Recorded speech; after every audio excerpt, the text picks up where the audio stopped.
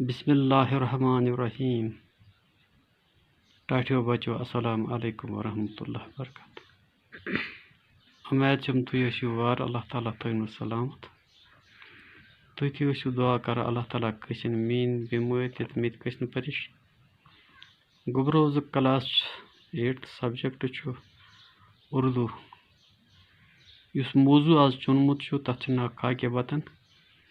أمۍ کٔرۍ اَسہِ راتھ 4 سوال. آز کرو أسۍ 5م سوال. تُہۍ کٔڑِو پنٕنۍ کِتاب. 5م سوال چھُ فطرت کے کن مناظر سے شاعر متاثر ہے. فطرکیو کمو مناظرو سۭتۍ چھُ شاعر متٲثر گوٚمُت. جواب چھُ اَتھ شاعر ہمالیہ کی اونچی چوٹیوں.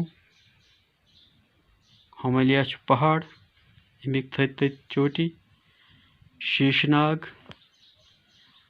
چناروں کی آگ. ملک کی حسین وادیوں اور نینی تال کے جھیلوں کے کنول سے متاثر ہوا ہے. کیا شاعر ہمالیہ کی اونچی چوٹیوں، شیشناگ، چناروں کی آگ، ملک کی حسین وادیوں اور نینی تال کے جھیلوں کے کنول سے متاثر ہوا. بیٚیہِ دِمہٕ اکھ تعلیٖم. شاعر ہمالیہ کی اونچی چوٹیوں، شیشناگ، چناروں کی آگ، ملک کی حسین وادیوں، نینی تال کے جھیلوں کے کنول سے متاثر ہوا ہے.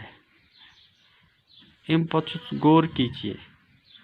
قافیہ ان حروف کو کہتے ہیں جو غزل کے پہلے مصرع میں اور ہر شعر کے دوسرے مصرعے میں ایک وزن پر آتا ہو.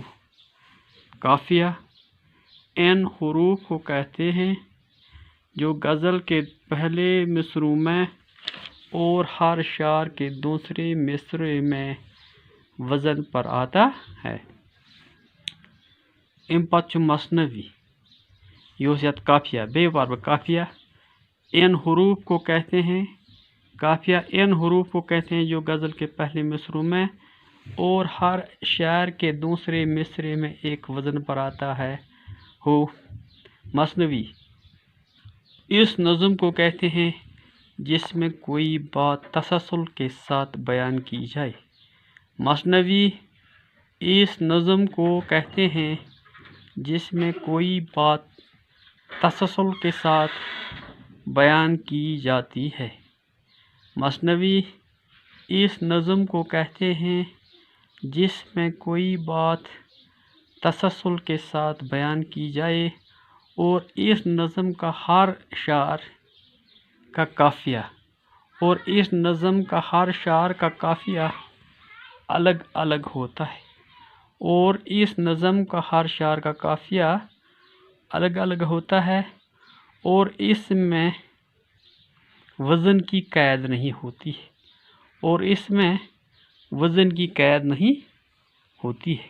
بیٚیہِ پڑھو مثنوی. مثنوی اس نظم کو کہتے ہیں جس میں کوئی بات تسلسل کے ساتھ بیان کی جائے اور اس نظم کا ہر شعر کا قافیہ الگ الگ ہوتا ہے اور اس میں وزن کی کوئی قید نہیں ہوتی. ہم وزن الفاظ کی فہرست ترتیب دے کر بنائیے جو آپ کی نظم ہے. نظم کُس چھُ؟ خاکہِ وطن. دَپہٕ اَتھ منٛز کینٛہہ ہم وزن الفاظ یَتھ أسۍ انگریٖزیَس منٛز وَنان چھِ رایمنگ وٲڈٕس.